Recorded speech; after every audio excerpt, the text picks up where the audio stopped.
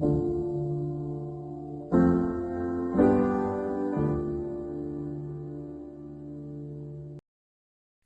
do it. Hello, everyone. Welcome to another episode of the Compelling Conversations podcast. I think I'm gonna change the name back, man. I feel like I changed the name. I feel like I'm gonna change it back. But I'm joined with Fawaz. Fawaz, thanks so much for being here. Yeah, no, this has been a long time coming, man. Like, I don't know if like the viewers know, but me and Omar have been talking about this for I think when he like started the podcast. Yeah, yeah. Oh my goodness, it's been a long time. But I really Yeah. applaud you for being here, man, because frankly, you're here because you wanted to be here, man. Like I really appreciate that. Like I admire that. You reached out, you really wanted to do this. That's really cool. That's something that I'm impressed with. What's the reason you wanted to be on the podcast? Dude, I don't know. So like I've actually the only other time, I guess like since we're in like a podcast culture or something, I don't know what it is, what's like this driving factor or driving force behind it. But I guess even just knowing you, we've only seen each other in person honestly a few times, but they've always been like memorable interactions. And when you reached out to me, like I think you posted about it on like Instagram because you were like trying to build it up. And I might be wrong, so I'm sorry. And once I saw that, I don't know if I reached out to you and I was like, yo, like what you're doing is really cool. And then you asked me, you're like, hey, like I'd love to have you on it. And I was like, whoa, like he sees like something in me to where he'd want me to be on the like podcast. Like, I appreciated that. I was like, that's cool that he's reaching out. I'd be honored because Omar is such a good guy. Like really, I genuinely mean that. And all the guests, like from the like the episodes that I've watched have all brought like something really cool to the table. And I was telling Omar, I'm like, man, I hope I can give something, something of substance like on my end. Like it's a little intimidating now. And now that he's like 50 something episodes in, I might just be saying stuff and I hope people don't click out like 2 minutes in. They're like, oh, we'll wait for the next episode. But yeah, no, like in all seriousness, like I was just like, man, I know we haven't been able to make it happen, but like I'm a man of my word, so I don't know if Omar was starting to lose faith in me where he's like, I don't know about this guy. Like it's been too long. It might not happen. But I was like, no, like it's gonna happen. Like, and I'm glad it did. So this is the second podcast that I'll actually be on. I've been on one before, which was also like very it was like from a different, like completely different lens, but that was also a cool experience. But yeah. Wow. That's so interesting, man. And I thank you for the compliments. It's very kind of you to say that, really. Um, I'm Of happy to course. have you here, man. I remember that, like reaching out to you. Like it's been a minute. Like it's cool. Yeah, it was like And a couple episodes in. Uh-huh. Sorry. yeah, no, you're good. And it's so wild to me because the last time we actually like saw each other in person or spoke to each other was nearly a year Ram- ago. Like Ramadan last year, I think, right? Yeah. Yeah. I don't even think I saw you after Eve last year. That's wild. Yeah, no, it's because like I graduated, and so after that, I guess there was no like we never had the opportunity, which is like it's like I feel bad.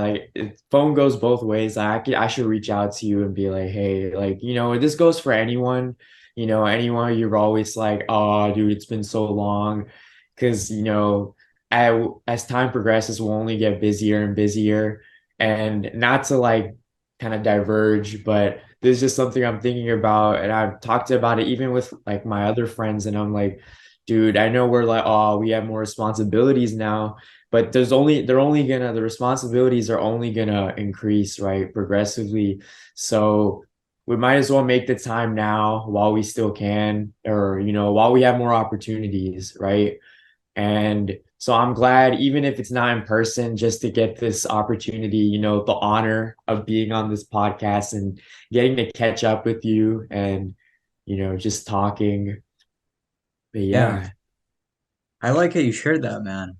something that I've been trying to practice lately is the Uh-huh. moment that I think of someone, just like shoot them a text, like, "Hey, how are you?" Even if I'm like driving, or actually, maybe not when I'm driving, but you know, just like, oh, like I was just thinking about that guy. Hey, how are you?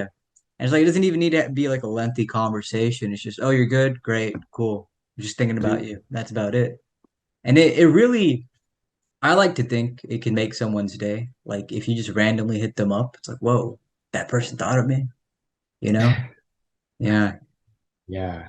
No, that's such a honestly, that's a really good like something we should all practice because I feel like I do sometimes I'll be thinking about like I just said like oh I haven't like reached out to so and so in so long, but it might be a little weird, it might be off-putting, I haven't talked to them in so long, they might just be like why is he reaching out, but I feel like I don't know, we shouldn't see it from that kind of lens. It should be like hey, like you said, they might appreciate it like whoa, like they found it like they actually were thinking about me and wanted to do something or even just a simple text like you said it goes a long way. I think that's a good practice and I'm gonna borrow that or borrow that from you. That's a good idea.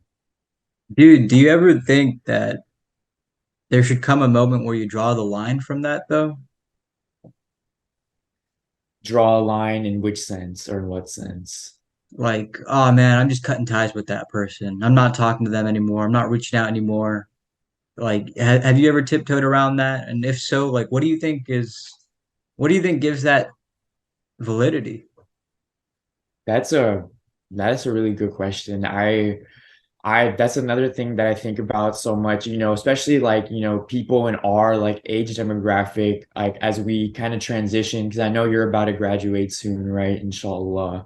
And Inshallah. so it's like I talk about this with my friends. Like when I talk about now that like currently I'm working, right? I have intentions of going back to school, inshallah, but right now I work a full-time job and people are like, dude, like I just it's scary, right? Like working full time, like corporate or whatever it may be, just because we all our lives we've known school or something, you know, and all these people have been so accessible. And I tell people to like take advantage of that.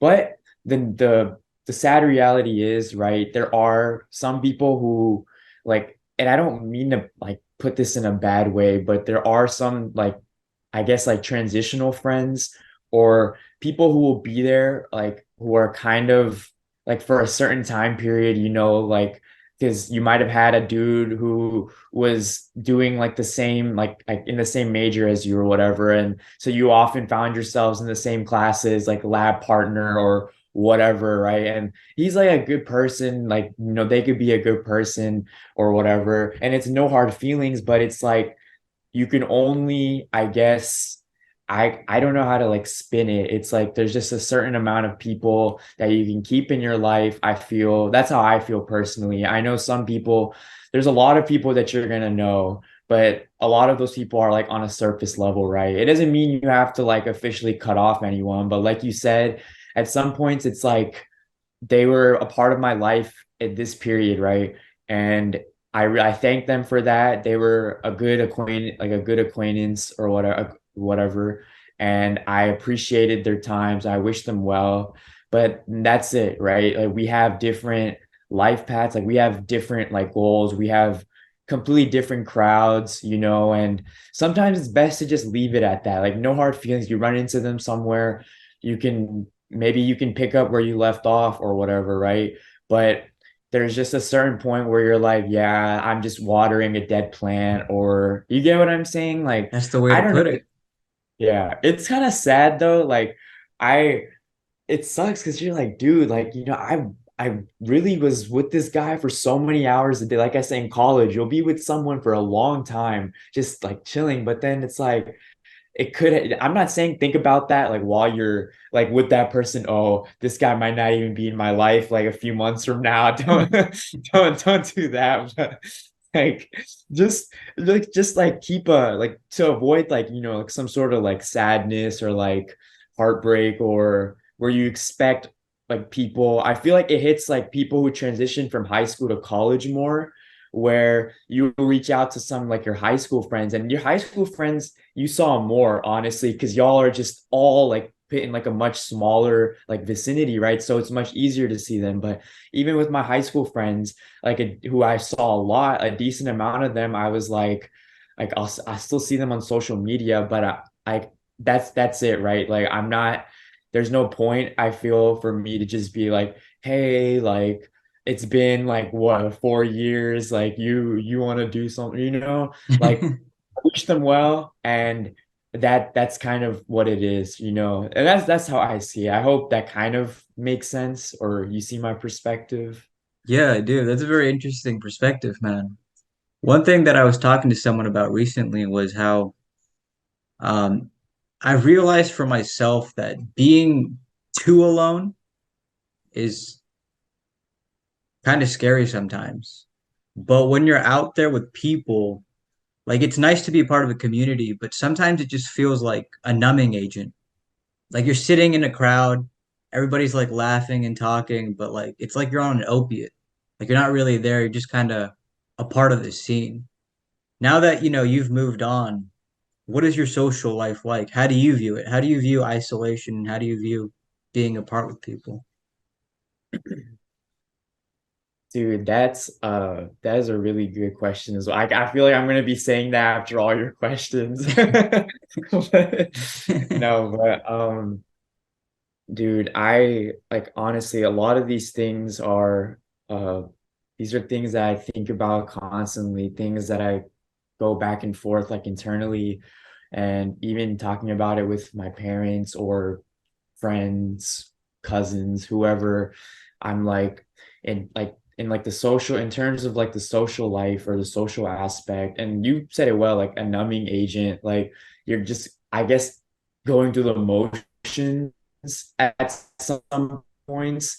But now that I think about it, I feel like even when you're inserting yourself into those environments and it's like, oh, I don't like, I don't know if it's like a sense of belongingness or whatever, but there's just still something that I feel uh in a way that kind of like ignites something in you. You feel something, and you're talking about like when you're navigating loneliness, maybe that's not a good thing. Maybe you just plugging yourself into something that you might not actually feel like is doing you any good or whatever, and you're just sitting there just to avoid loneliness is not the best thing. But I feel like that, like if that makes sense to you, but I think that opens up like different avenues. I don't know, it helps you explore, it kind of puts things in perspective, see, like helps you internalize, I guess, what matters to you, and what, I guess, where you derive like happiness and stuff from. And another good thing, because we keep talking about like the transition period from like graduation to like working life or whatever, like I have honestly, like, I guess I'll be like open about it a little bit, like have been lonely at times.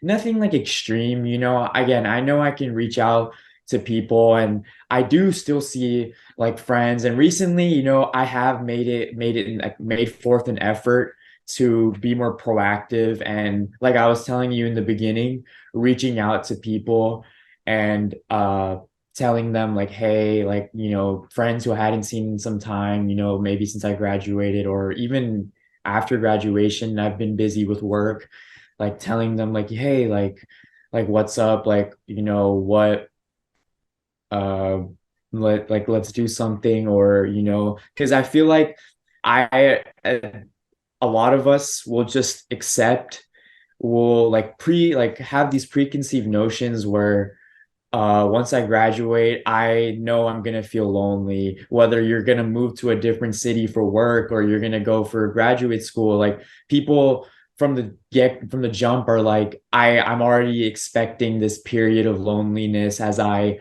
find myself, as I move past the college life, the undergraduate life, or whatever. Not everyone our age wasn't is in college, but they still experience loneliness. They still have their struggles, right? Whatever like situation or you may have been in, it's it's like a complex one. I feel like there's not like a foolproof formula someone can follow. It's kind of like personalized to how you view it. But there is like a one thing that I tell people is, don't be so like pessimistic, I guess, about it and expect this loneliness. Just like hold on to those people, hold on to your close friends, hold on to that whatever, that even those things that you did in college, MSA or whatever. There are like MSA programs for alumni, for older people, for like working professionals, right?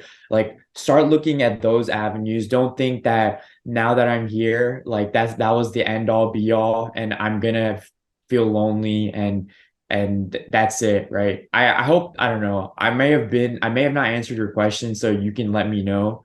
Uh No, I liked what you said, man. I really did. That was really cool. What I was thinking about was how there was like a workshop on depression and suicide on campus recently, yeah. and someone had said something like, "There's a reason that we pray together. Like the reward is greater for when like you pray together with other people, and because you're Uh-huh. supposed to be a part of a community, you're supposed to be with people." And I thought that was so interesting. And then I was talking to Malik, and he says to me, there's a reason like monkhood is forbidden in the Muslim tradition. We're supposed to interact with people. And that hit me even harder because I was Wow. thinking like what I had during COVID, I had adopted a way of life, which was kind of like isolated in a way. And when I thought about Uh-huh. where that came from, it came from like my interest in like the Dharmic traditions. And so where I was going with all of this was like we're human beings and we need to be around people.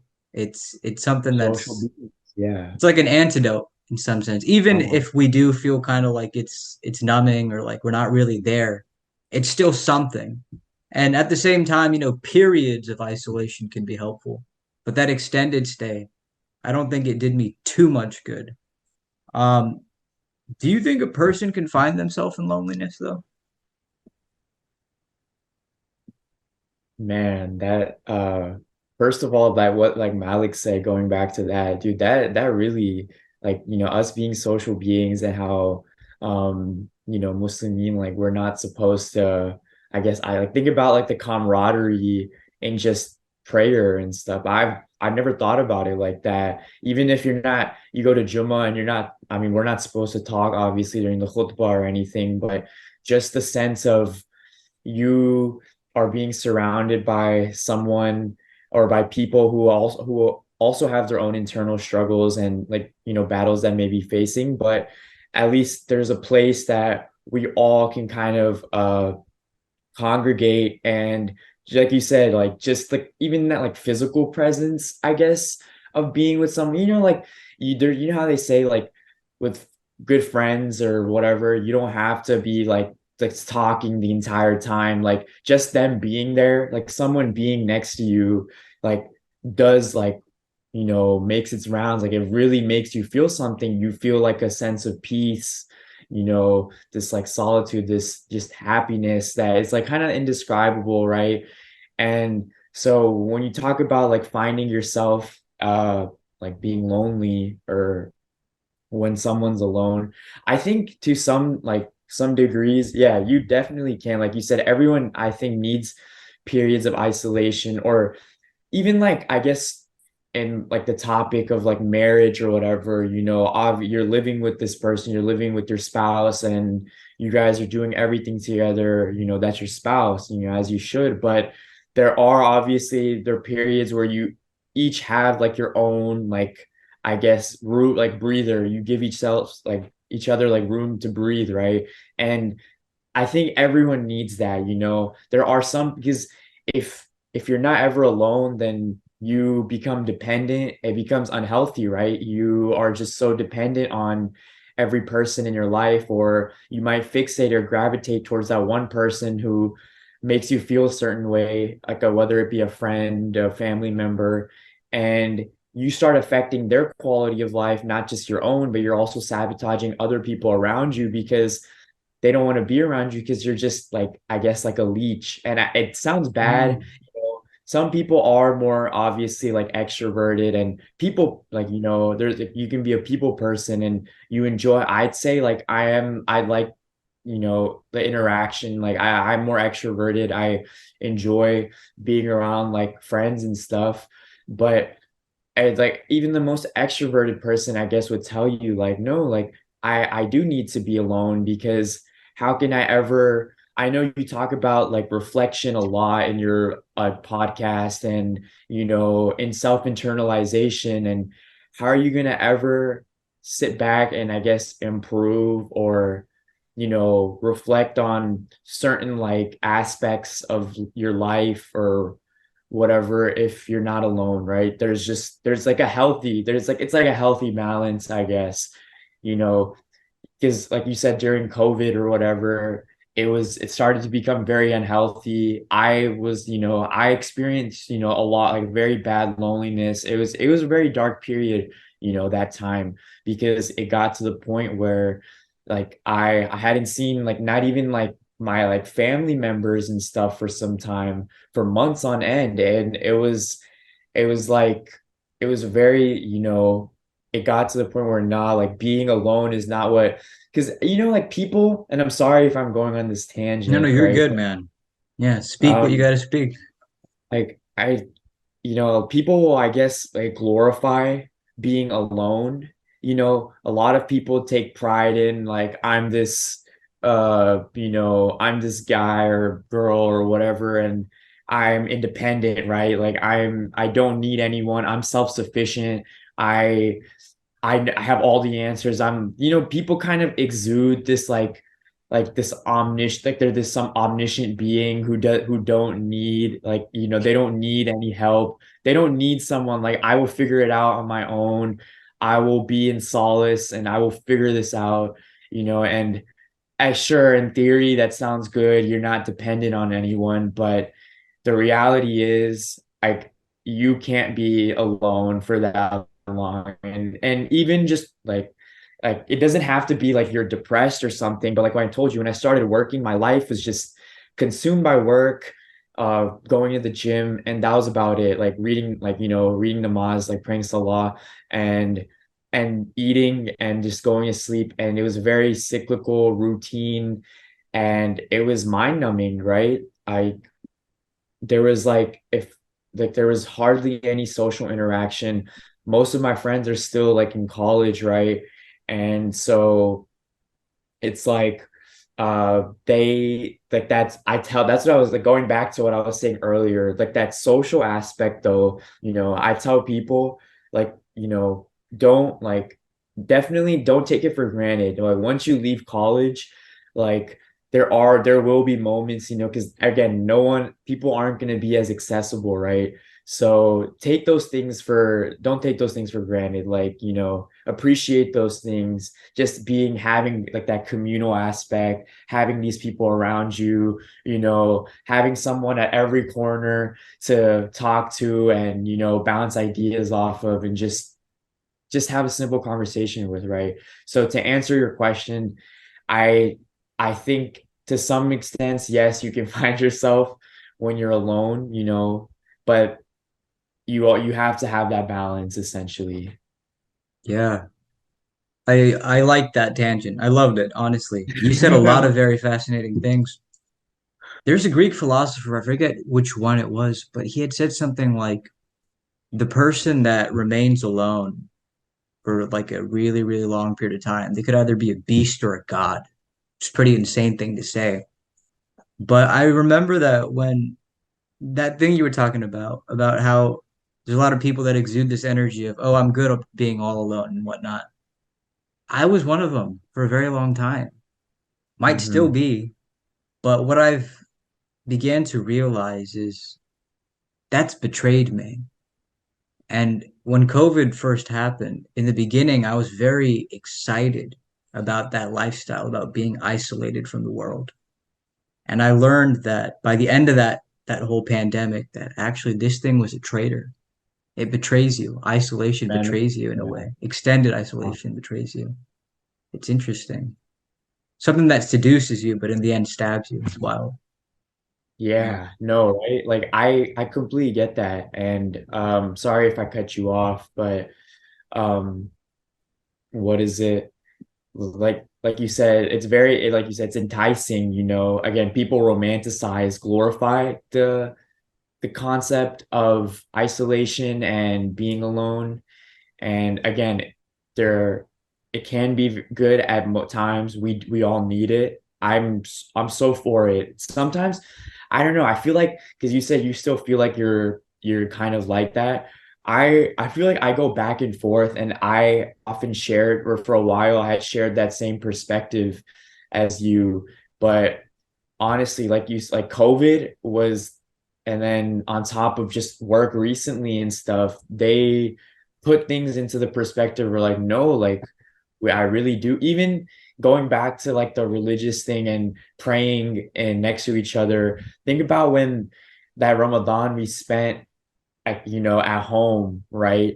Like the whole communal camaraderie, like aspect of being a Muslim and just praying, like it kind of like it's like it diffuses to other people, right? That when you see other people, all these other like Muslims and people engaging in Ramadan or going to the masjid, it ignites something in you, you know, and people are more obviously ultimately you have to have like it within you at like to like wanting to do it, but like some people need like we're all humans, like our iman, like it slips, it goes, it's volatile, right? And like isolation just strips you of that. Some people, I guess they could say it helps them. It's interesting, right? Like I feel like I've heard both perspectives where people say like being alone helped them find like like the religion, like it's like Allah, like it built the relationship with Allah, because it's like you're never truly alone, Allah is always with you, right?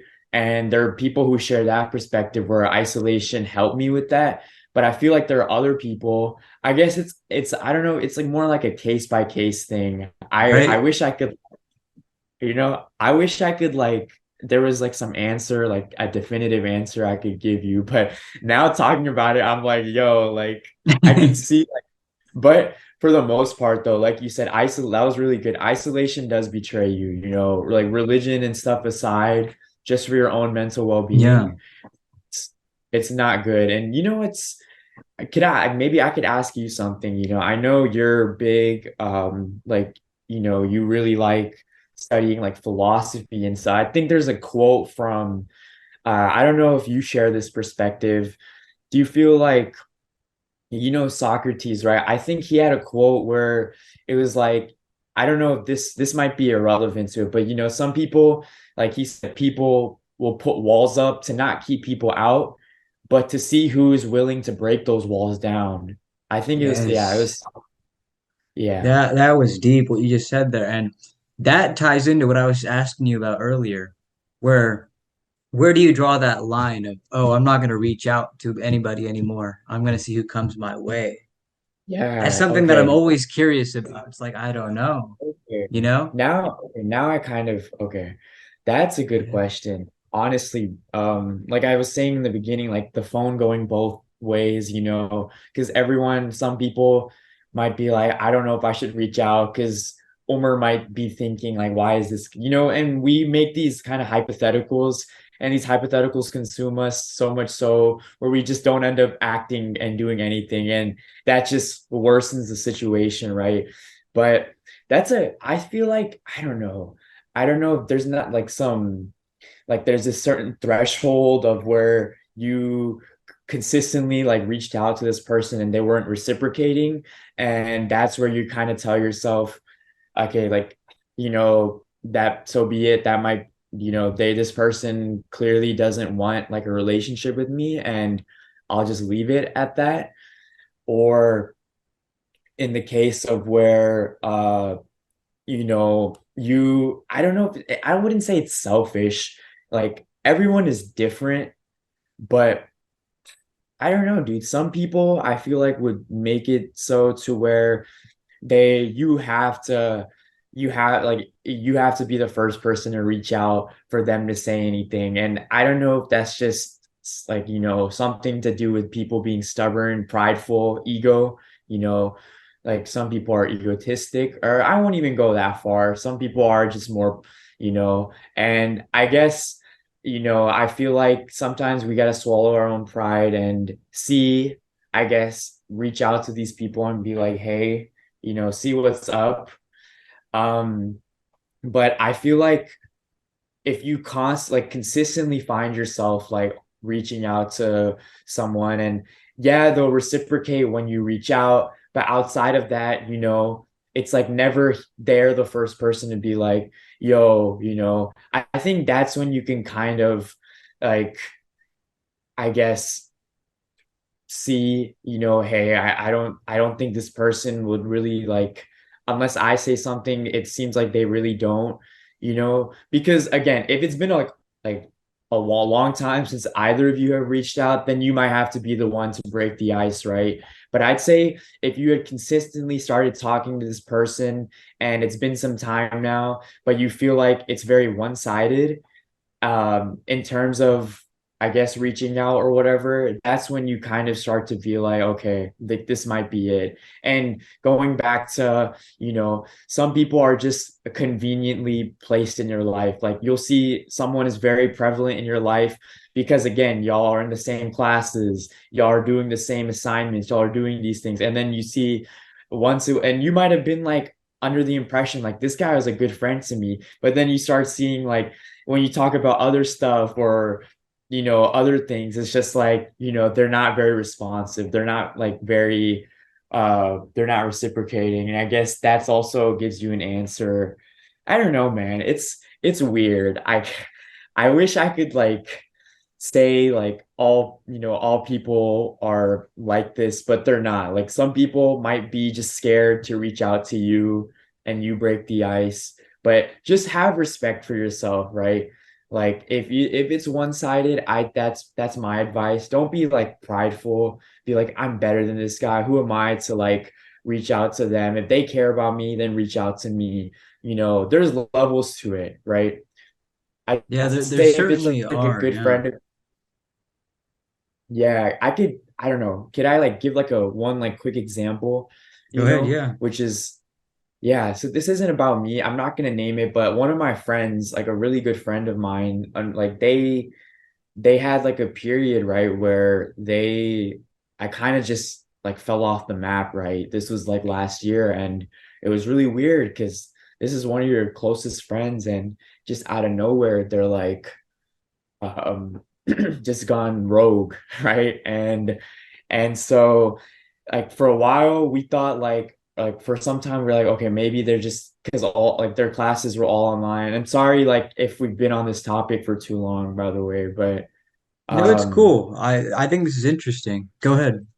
okay, but again, just let me know if you want to like move on or whatever. But anyways, so this person, it got to the point where they, after COVID, I feel like some people they did change in some ways, right? It sucks. Like I always think about like pre-COVID life. I feel like I think about it so much, like when we talk about like how we perceive time and stuff, but that's a different topic. But back to That's a like deep one. That's a deep that is topic.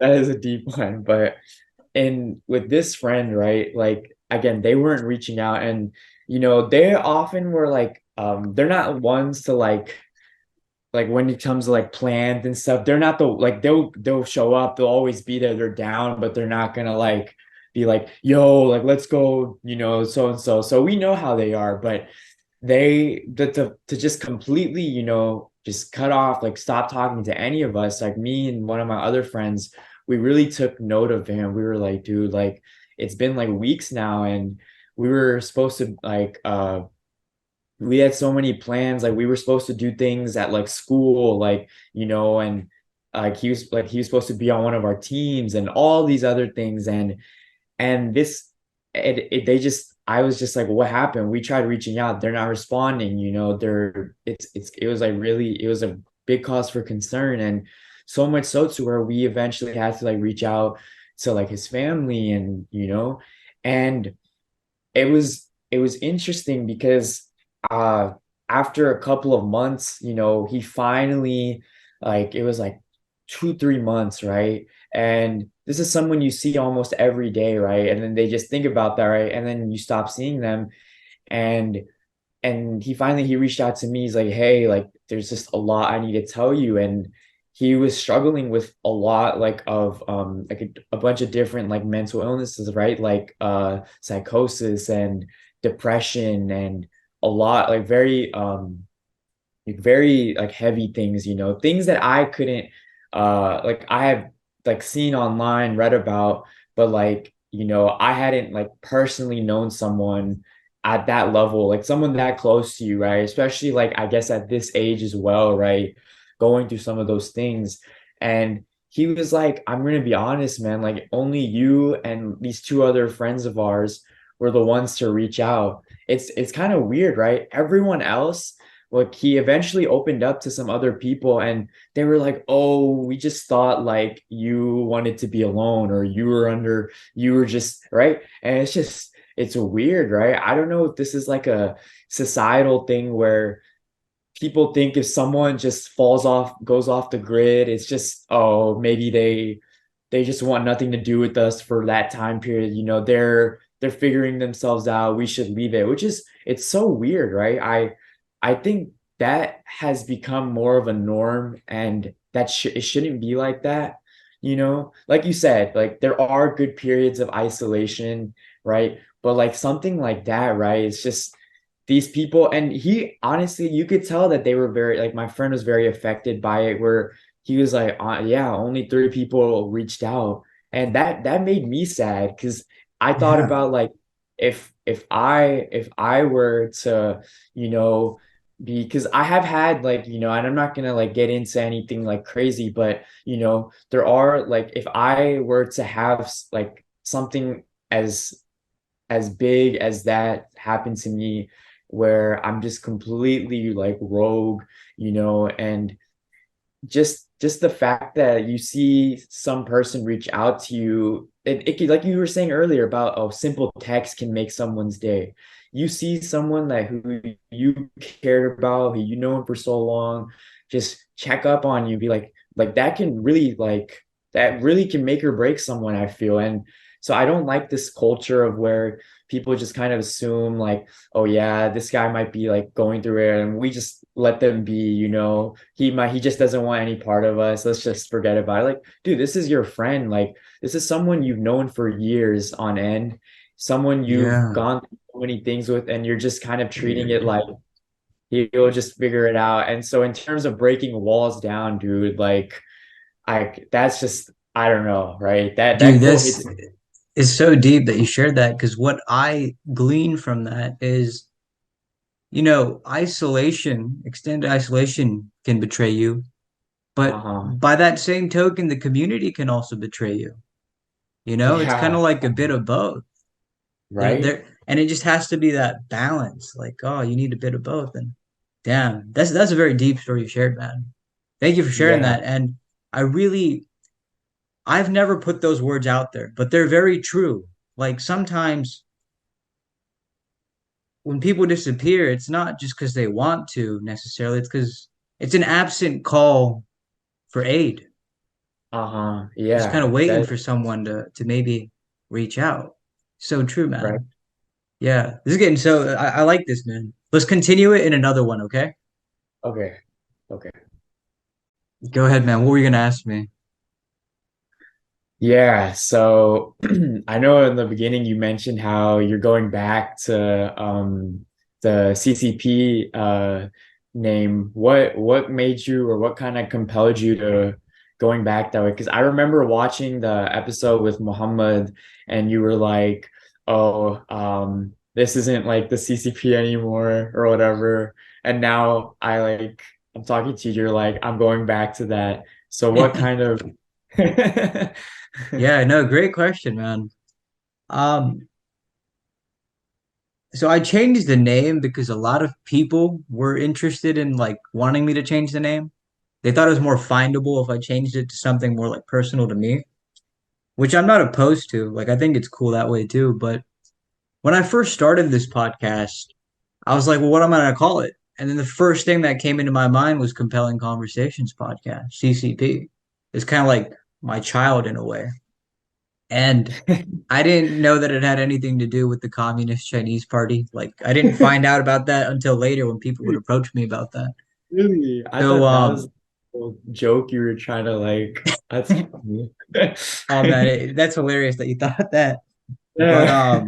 yeah. So a lot of people they were just like, "Bro, you should change it. You should change it." And I did, for whatever time period it's been. Um, but I don't know. It's just like I feel so familiar to CCP. That's why I kind of Uh-huh. feel compelled to going back to it. But we'll see, man. Who knows? Maybe I'll just keep it the way it is. Yeah. No, honestly, I really like I think it's I really liked it when I first saw like you named it that. I thought there was like some whole like some irony or something to it, and I was like, that's funny that he's doing that. But you're saying you didn't even know, which makes it Yeah. even more funny. But Yeah. It was my friend Ed Dean. He's like a Bosnian dude. He came up to me. I think he was like the first guy that said it to me, like CCP, bro, like Communist Chinese Party. I was like, what? yeah, I was like gonna say something to you too, but I was like, he's probably gonna just be like, yeah, that was my whole like, that was what I was trying to get at. But that's funny, man. I Yeah. didn't even. But I think you should I personally. Oh, yeah. sorry. I was just saying, I'm trying to figure out like the balance of, taking criticism and like transforming yourself on the journey and stuff like that. Like I'm trying to Like figure out applying it. that Yeah. balance. Yeah. Like, oh, Uh-huh. when is it like too much of just me holding on to my eggs and when is it time to make the omelet type thing? Even though I don't even like eggs, but go ahead. Oh, that's hilarious. Dude, no, I would say keep it. You're like you made like 50 episodes with that name. I like it.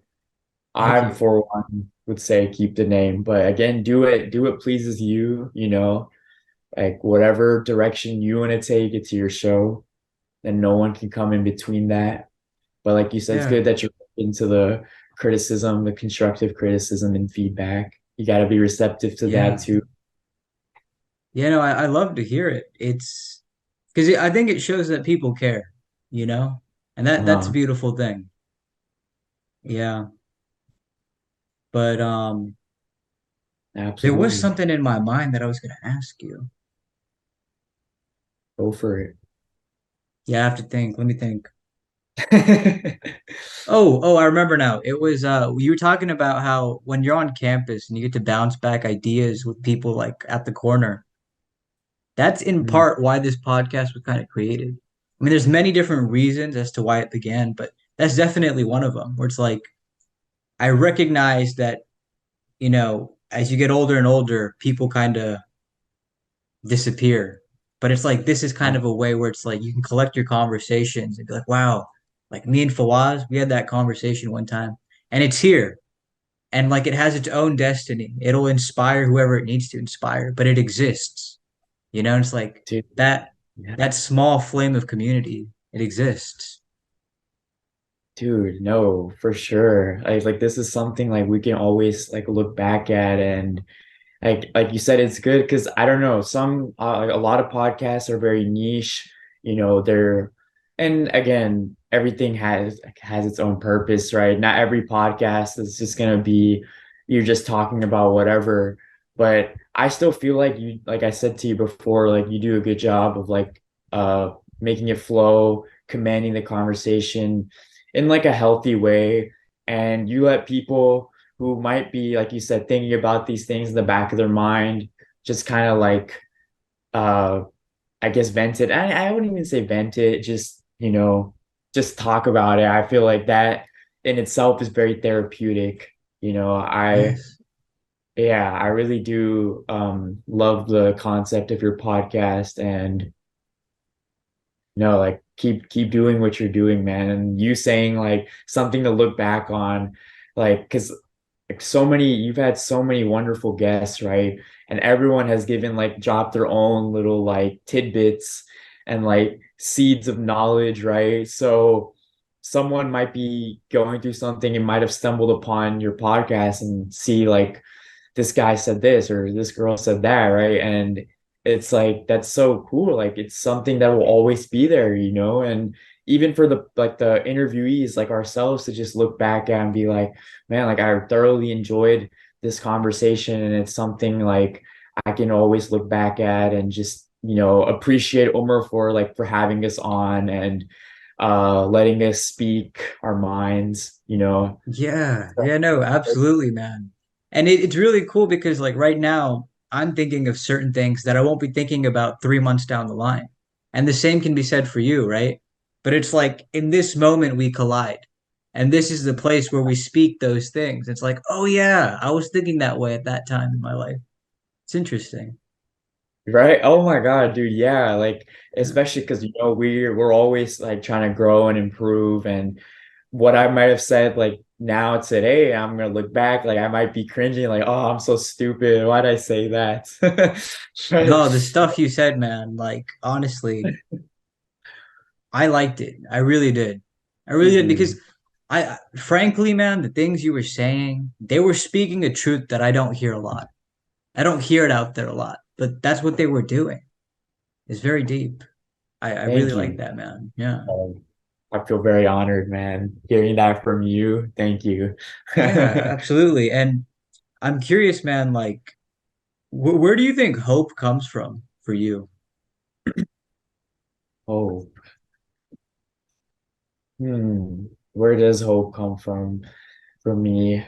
I don't, I know, man. Like I'd say there's like many different like mediums or like beacons of hope in my life. You know, I wouldn't say that there's just one set like source of hope. You know, I guess there is the one for all of us in terms of like, you know, because most of your guests that you have on and are Muslim, right? We're all like, you know, Muslim, not all of us, but a good portion, I guess. And just speaking from like, you know, with us being in Ramadan, like the Islamic lens or perspective, like, you know, the one source of hope is just, you know, Allah and, you know, what's to come in like the hereafter, the akhirah, you know, and that can kind of drive me, you know, and something that I can like look towards as, you know, whatever it may be. I trust Allah. I have like the tawakkul and stuff, and to look at Allah and be like, I know there's something greater, like far beyond our like imagination that's out there that one day, inshallah, like we will see each other, you know, all there. You know, I pray for that.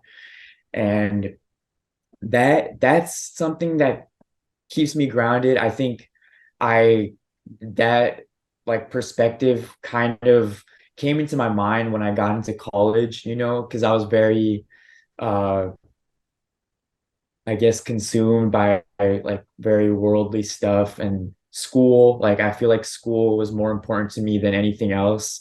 And it was not healthy because I had very bad like test anxiety and I'm a very anxious person even now, I'd say. But um that when I kind of started like you know discovering Islam and stuff, and that became the one consistent like thing of hope, right? That like there's something more like something there like that's out there for me that inshallah I will reach, and it keeps me grounded and it helps me put things in perspective. But I guess in a more worldly sense, you know, I could allude to my parents or as, you know, these signs of like hope. And even like it doesn't even have to, I feel like when it comes to like hope, I don't know, man. This is I've never been asked this, you know. So now I'm just really thinking about it, right? Like what do I look at for hope? It's like seeing like my parents and what they've gone through. And I hope this makes sense to you and whoever watches this, right? It's like just the stuff that they did and the stuff that they've gone through, you know, to, you know, I know this can speak for, I'm sure you can relate to it too, right? Like the sacrifices and the things that they did, you know, and they were able to find success, like mashallah, like your parents were able to make such a commendable, like, raise such a good son, right? And even given all the stuff life threw at them, they were still able to, like, I guess, harness all of this like energy and put it towards their kids, you know. And I see that as a, I don't know, I hope, or again, I hope this makes sense. Like, I see that as something that gives me hope, that shows that there is something out there where we can leave our mark, and we can some like we there is light at the end of the tunnel, given the experiences like my father has shared with me that he's gone through, and unfortunately he still deals with, and this is a different topic when we talk about like unpacked trauma and stuff that our parents have dealt with and still have never come face to face with, but him still being able to find happiness and success and do what he did for me, I stuff like that gives me hope, and like gives me helps again with me keeping me grounded and being able to be like, I know there is like there will be like success, there will be, this or that for me. And there's all these examples in front of us, when I say beacons of hope, right? Just right in front of me, because my parents are very, especially my mom is a very optimistic person who gets really mad whenever I say something, that's like negative, or whenever I'm like, woe is me, I used to struggle with that a lot, where I'm like, dude, like God punishes me way too much. Like this sucks, like my life sucks, and like I often felt like that like so much. Even now I find that struggle where I'm like, dude, like why does this keep happening to me, right? Like what did I do to deserve this, And I know we all feel like that way. And even like just now in Ramadan, like, and I texted you earlier because I had fractured my ankle, right, in Ramadan, and that's made it a struggle, right? Where to do certain things, like very simple tasks and arbitrary tasks where we don't even think about. And now I'm like, oh my God, dude, why does this keep happening? Like, this is not fair. But I just look at, you know, I just kind of try to, like, derive my hope from these examples, these things that are in front of me. And again, it doesn't always have to be, I feel like when it comes to hope, it doesn't have to be something that's so profound that gives you hope, like it doesn't have to be on some like theological or like some big like religious or whatever sense. It can be as something as like your favorite anime character or something. Like, honestly, like I'll be honest, Do you like have a favorite anime character? dude, I have too many, but I'd say the one that is always going to be, and it's a very like cliche answer, but this is just because this is the first anime that I ever watched. It'll probably always be Goku, but Ooh, like, because interesting. it's like, and yes, I know before, like, I don't know if there's gonna be like some anime, like, heads watching this. I know there's more complex characters than Goku and stuff. I understand, so don't come for me. I know, but just, it's just a nostalgic thing. He's my favorite, but yes. But, there's Yeah. Yeah, no, um that's cool, man. There yeah, I was hope. something. Yeah, go ahead. Sorry, no, but I was just finishing with, yeah, I hope that makes sense, because again, I couldn't give you like a very like concise answer because I haven't been asked that, but I hope that kind of gives you some sort of like perspective on how I view hope, or how I Yeah. hope. Yeah, no, that's definitely a plethora of perspective, man. That's really cool, honestly. One thing that you had said is, why is this happening to me again and again? Dude, there's something I just keep thinking about. There's Uh-huh. an interview with Fuzi too, Uzi and too. yeah, he's had so many different low points. And so the guy he asks him like, Fuzi, like, how have you not learned by now? Like, shouldn't you have like learned the lesson by now? And Fuzi admits, like, yeah, like I don't know either, man. Like, should I have learned by now? And Fuzi was saying how his haters are always pointing out at him. They're like, Fuzi, you suck, you're fake, you never learn. Same things always happen to you. And Fusi says, my answer to those people is, well, I'll learn it as many times as I need to until I get it right. And I thought that was so deep and so profound. And because I feel like that a lot of times. I do. Like, I feel like things just keep happening to me again and again. And so I'm always baffled and sometimes even impressed by people who something happens to them once and they just learn from it that one time and it changes the Mhm. trajectory of their life. Like, I just think it's so cool. But I just don't understand how you can do that, you know? And like another way I was thinking about it was as human beings, we're fragile and frail. We're always sinning and we're gonna sin over and over and over again. And if like that alone stands as a testament that it's not like we just learn it one time. It's like it takes many No. times for us to get there. And sometimes we don't even get there. But that's life, you know? And it's just interesting. How do you cope with that? How do you grapple with it? Like, man, why does this keep happening to me? When am I going to learn? Man, when I tell you like that is a daily struggle of mine, man. Even to like simple things where it's like it feels like to some point you're self-sabotaging yourself. It's like you're cognizant of what you're about to do or what's about to happen, but it's like you keep finding yourself like digging that hole, right? You can like constantly find yourself digging that hole no matter how many times you I guess warn yourself or like brace yourself like you said for something for that thing to happen. It's like, and you bringing up Fuzi Tube, honestly, that's such a very like really good example, right? And I didn't I haven't seen that like interview or clip of him. I know a lot of people have had him on their podcasts and stuff, because his like downward spiral and from fame and stuff was, very magnified, especially like a lot of young Muslim people. Like, I used to see him as like this hero, right? So like that's a interesting person to bring up. And but that's a really good quote. I'll get it wrong. And what I'm sorry, you said it was like until what was it? It I'll was learn it like as many times as I as need many to until I times get it right. until I get it right. Yeah. Sorry. You're That's a good. really good quote. I feel like um with certain things, um that is completely acceptable, and navigating like some things it takes people. You were saying like you see this guy and oh my God, like he was able to just take that and after one incident of something going wrong, now he's like conquered all his like battles and demons. Like, how does he done?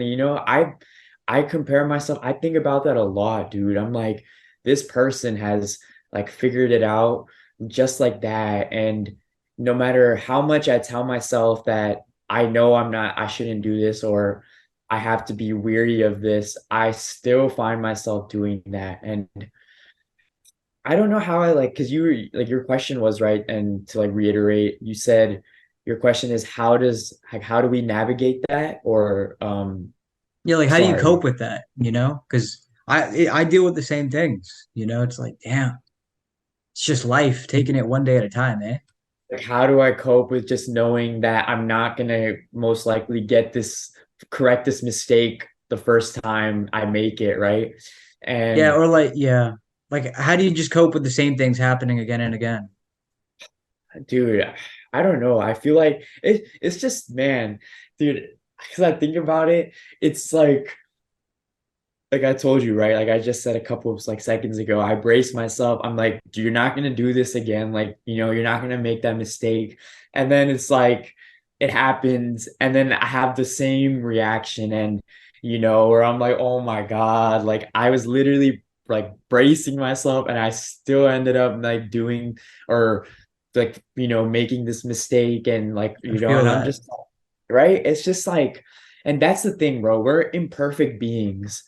um, I think I don't know like what the like the societal like if this is because of like social media or whatever it is where it's kind of skewed our perceptions of you know of making mistakes and this, right? And being perfect. I mean, you like you have TikTok, right? It's like you see all these like influencers, right? These lifestyle influencers who are so they run you through their day, and then all the top comments with like hundreds of thousands of likes are like, dude, my day was I got out of bed and I thought that was success in itself, right? I thought I was successful because I got out of bed. And you were at 4 a.m. meditating, praying, journaling, and then you went to the gym. You were done with the gym and all this stuff when I woke up, right? And like, I don't know. I'm sorry if I'm again No, no, go ahead. diverged, Go ahead. This is a good diverging, point.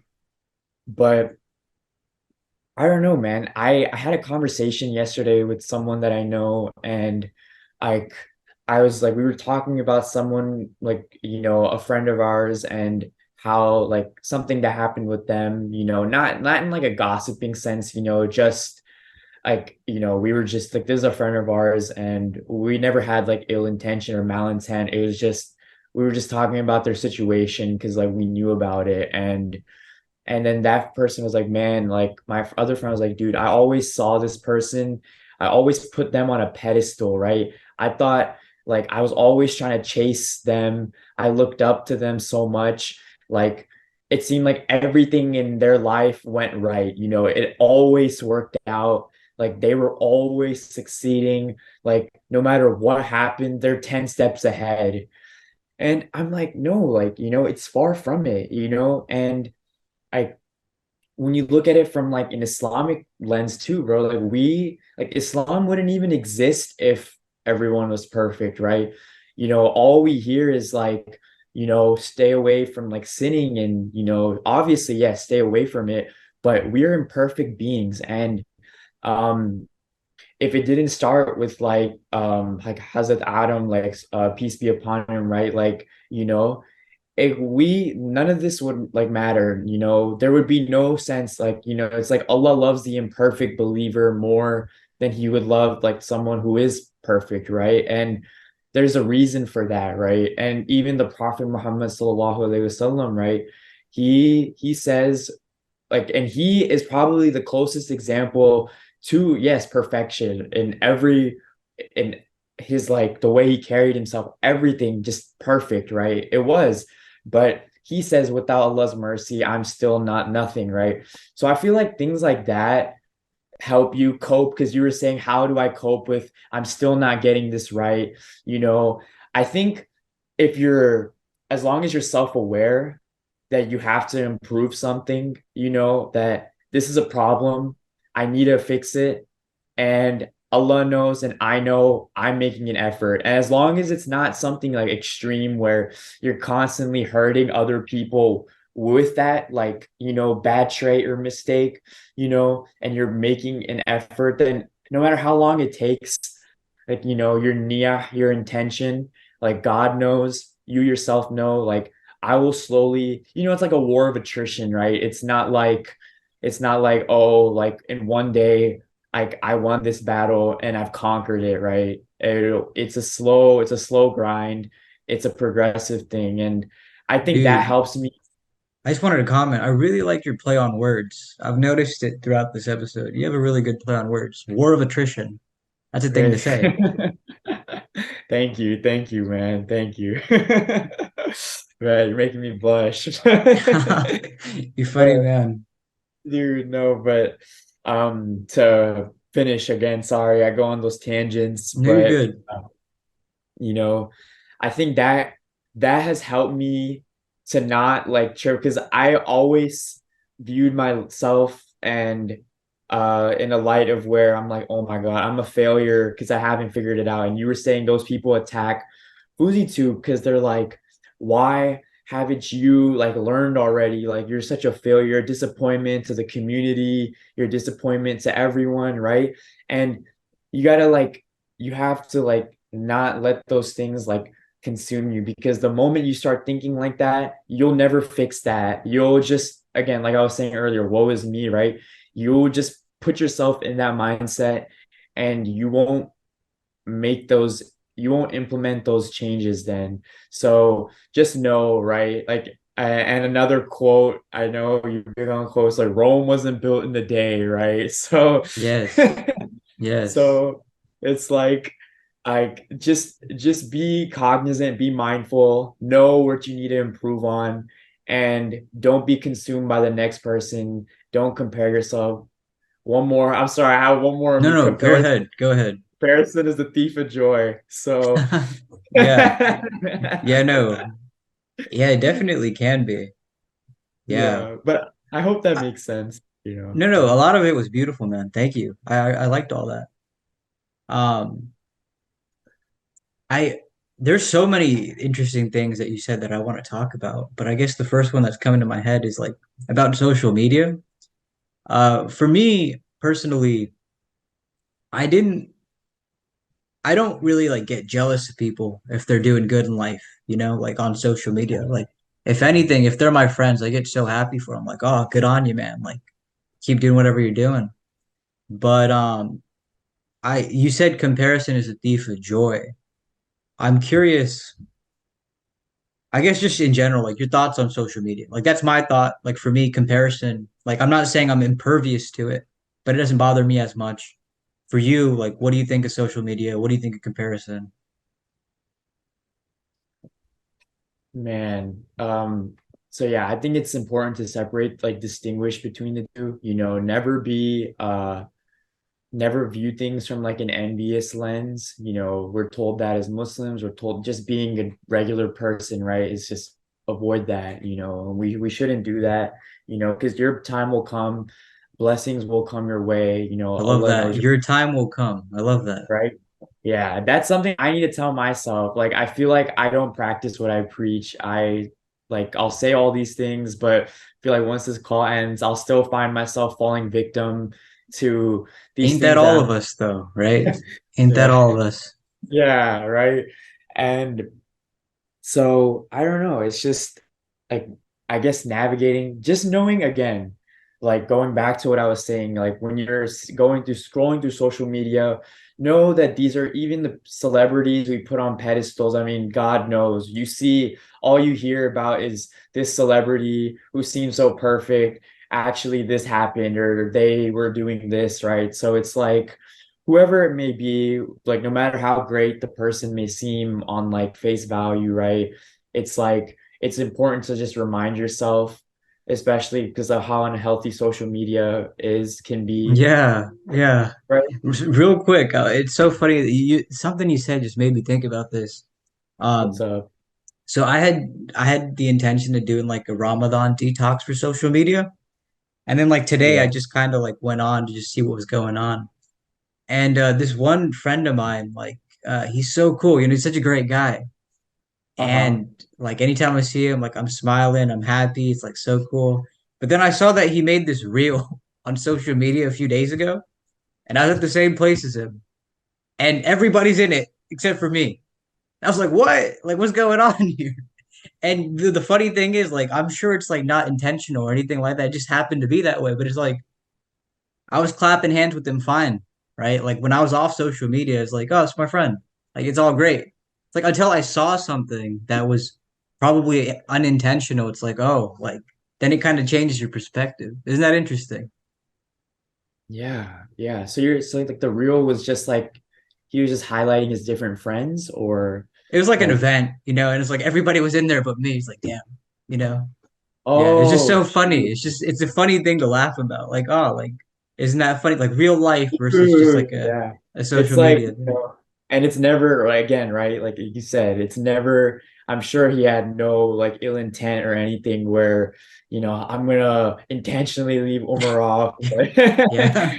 It Yeah. is that's the thing, bro, because with social media, like, yeah, that's a whole like conversation in itself where, like, when I was saying like skewing your perception, it can also skew your perception in a way you start seeing like people, you will start seeing them in a bad light because they may have not included you in something, or like tagged you in something or whatever. And then but then in person you're like, dude, you're like, it must be like they have an issue with me, like, there's something wrong. But then in person, right, like everything is normal, everything is good, and you're in the back of your mind like this person left me off the reel or whatever. But I know Yes. he's like plotting something, right? But you gotta like Yeah. it's scary, man. It's scary. I think that's like a fitna in itself, bro. Like it's Yeah. literally caused so many people I know, caused rifts between like such like minuscule things have Yeah. warped people's perceptions. One of Yeah. the ways that I was looking at it was like when I'm off social media, I just feel more real, you know? When I'm on it, it seems like even my real life interactions are almost performative, almost staged. Like, oh, there's like I don't like using this word, but like a politics about it almost. Yeah, it might not be Yeah. the most accurate word, but performative, definitely performative, just a little bit. You're saying like just like when you're off social media and like you're just doing like what, like simple tasks or No, like engaging for in. example, like when I was on that detox, like I was away from that world. It didn't like I didn't see what anybody else on earth was doing in their life. I was just living Uh-huh. my life, and that was cool for me. But like I feel like when you are on social media, inevitably you are seeing like snippets of other people's lives. And then sometimes you get the FOMO or sometimes you get like, oh, like that person was doing this or they did that. Now I have to like act a certain way around them almost, you know? Versus Oh, like if I just ran into you on the street randomly, like, oh, Fawaz, what's up? We clap hands, we hug. It's like, what's going on? How's everything? And it's like, I just don't know what's up with you. You don't know what's up with me. It's just that moment. dude, that is interesting. I like when it's weird, like when I see people I know and like on social media, then like the first, like the icebreaker topic of like, conversation would just be like what I saw online and just referencing that or alluding to that. And I feel like, like you said, yeah, that's such a interesting point. It's not natural. It's just because I saw this is what I'm gonna like talk about. This is like, I don't know if that makes sense, man, but when you're away from all of them, you see someone, it's like you don't have anything in mind. You're just like, it's just very natural, more genuine Yeah, spur of the moment. interaction. Yeah. Spur of the moment. Yeah. Yeah. No, that's good, dude. Honestly, with Ramadan, I I usually do try to like have like a little social media detox, but I feel like this Ramadan, even though I feel like even outside, I try to like I limit myself like in a healthy way for the most part, I'd say, but I still feel like, I should have just completely like wiped the apps from my phone, and it's kind of taken away from like my ibadah and stuff. And I honestly need to do which how long was your social media like cleanse for? Up until today, like say nearly a month, nearly, nearly a Oh, month. that's Yeah. good. 3 weeks, probably, something like Oh, that. yeah. I'm sure and at first it's probably like a struggle because it's like the innate thing is you're just open your phone and you try to open that app, but then you're like, Yeah. oh, I'm on this cleanse. There's a little bit of a withdrawal for sure, right? But like one thing, the one of the reasons of the many reasons that I decided to get away from it is like me personally, I think it's a fable when people say, "Oh, social media can help you grow." Like maybe it can, but I think the cons outweigh the pros. So it definitely possesses both, but for myself personally, I just think it's like a waste of time, really. Yeah. No, I agree with that perspective. I don't know, like see when like TikTok came, I keep using this as an example, but when that came about, there was like a big controversy when because a lot of like shayukh and like Adams and stuff were like, oh, TikTok is not good. It's like, it's however people were spinning it, whether it be like bid'ah or fitna or whatever. It's like it's not good. It's toxic to the youth. But I remember I was like on this panel and I was at like the masjid And I like it's weird because I completely agree with a lot of TikTok is very bad and toxic. I completely agree. But in terms of like Dawa and like the Islamic perspective, it brought a lot of like people to like Islam, right? And when you think Yes. of stuff like that, it's just like and the power of social media, man, it's like and weighing the pros and the cons, right? It's just I I don't know, man. It's just I just couldn't be the person to be like, nah, like you're right. Like social media is a disease, get rid of it because I have to acknowledge you got to be objective. You have to be like, I'm like just for some people, it really changed their lives. Like for us, we were born into Islam, we had these things, we might have not needed it. But for other people, it's like if I didn't have this because you're in some remote country or whatever, like I would have never discovered this. So it's a weird, it's like such a polarizing, I guess, topic of discussion. I can't find Yeah. myself part of one side completely. And I completely acknowledge the No, detrimental I aspect. respect that. I respect that perspective. What I was saying was I respect what you're saying, that perspective. I think there's definitely a point there. I remember I was saying to my mom, I'm like, Mom, it's like everywhere I look, I see Muslims everywhere. Nothing seems to surprise me, like a Vietnamese Muslim, a Mexican Muslim, a Russian Muslim. They're like just everywhere. There's Muslims everywhere. And people speak the lingo too. They know what's halal, they know what's haram. It's like, damn. And people just know it. So Even I yeah, definitely see that. Like it's social media, I feel like did in some respects turn that tide. right? Yeah. So I don't know. Like I couldn't give you like just a clear cut, like Yeah. I'm for this side. Yes.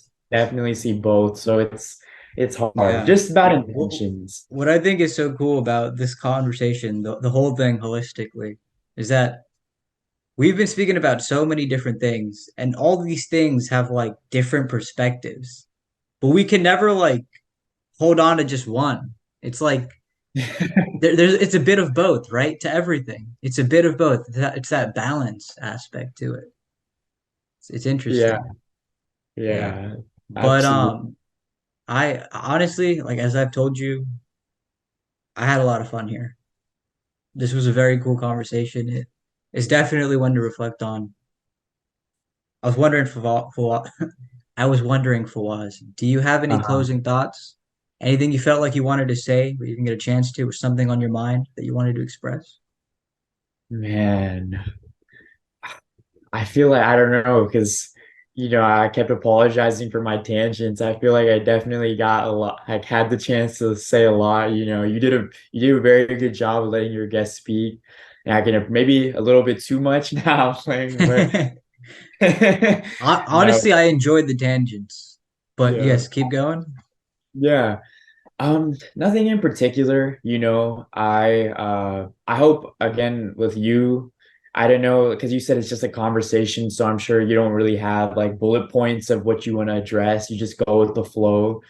But Yeah, it's but like unscripted and candid. Yeah, yeah, yeah, no, and that's what makes it. And so I really did enjoy this conversation too. Like honestly, like the time flew by and that's a testament to you as an interviewer and your talent, honestly. I can really appreciate that, and I'm grateful, right? I feel like there's so much to talk about, so many things that are always on my mind. I can speak forever, man. Like I love just conversing with people and like we said earlier, bouncing ideas, right? I feel like there's so much more, but the respect of the time and stuff, obviously we can't say it but thank you so much, man. Like I really, really appreciate you.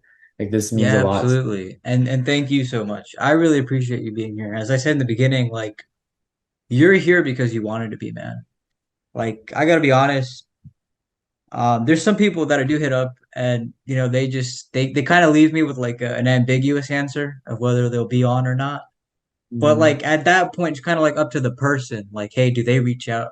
Do they make the effort to be on? Like we talked about earlier about reaching out. Yes, yes, absolutely. And so I truly applaud you. Like you're the only guy amongst that group that actually made the effort to like do this. Like that's so cool, you know? I'm Yes. impressed. I admire that a lot. And thank you so much for all your compliments. You've given me so many. I'm really humbled. Um, honestly, dude, it's always great seeing you, man. Your hair and your beard, like the coolest of the cool, man. It's the coolest of the Not cool. even, man. And you style it. Yeah. I It's see cool your stuff. Instagram, man, and your stories. I'm like, dude, to have this guy's luscious hair, you've like versatile. You have like you'll be rocking hair like up to here, and then you change it like the next. I'm like, dude, Omer is a model, man. Like to have hair like that is a dream. Thank you, man. Thank you. But yeah, like I really mean it. Like I love your hair. I love your beard. When we first met, I think that's what I told you, right? Do you remember how we first met? Yeah, at the PSA thing, dude, that's so corny. PSA. So, bro. Just Oh there my for the biryani, right? yeah. I think I even told you, I was like, yeah, I don't even know why I'm here. But Yeah. I'm glad, hey, it's like other, right? I was there and I got to meet you. I wouldn't have met you otherwise, Dude, right? if that day didn't happen, this conversation might not even happen. How wild is that? Right? Dude, Yeah. think about that. That's weird. Just two Yeah. dudes walking to the PSA meeting. Now we're having a compelling conversation. Yeah, absolutely. And Yeah. as I said, like every conversation has a destiny. I'm honestly so curious what the destiny of this one will be, but I had a lot of fun and that's my biggest takeaway. So thanks for being here, man. Thanks for Yeah. bringing what you brought to the table. It was really Thank you fun. so Yeah, Yeah. thank you so much. And I hope the viewers, I hope at least one person can take away something from it, and At least one person, right? That's all that matters. at least that Yeah. one person, right? But Yeah. dude, Well, yeah. I suppose until next time, my friend, you take care, yeah? Until next time, you too, and Inshallah. support Omar. Oh shoot. That's wild. That's wild. Hey, Support I my I boy. really appreciate that. Honestly, Support like my from the boy. bottom of my heart, man. That means a lot. That means a Of lot. Thank course. you. Thank you. Of Thank you. course. And I had to. Ramadan Mubarak again to everyone, to you, Yeah. your family, and take care of yourself. Thank you. Thank you, man. You as well. A lot of And love.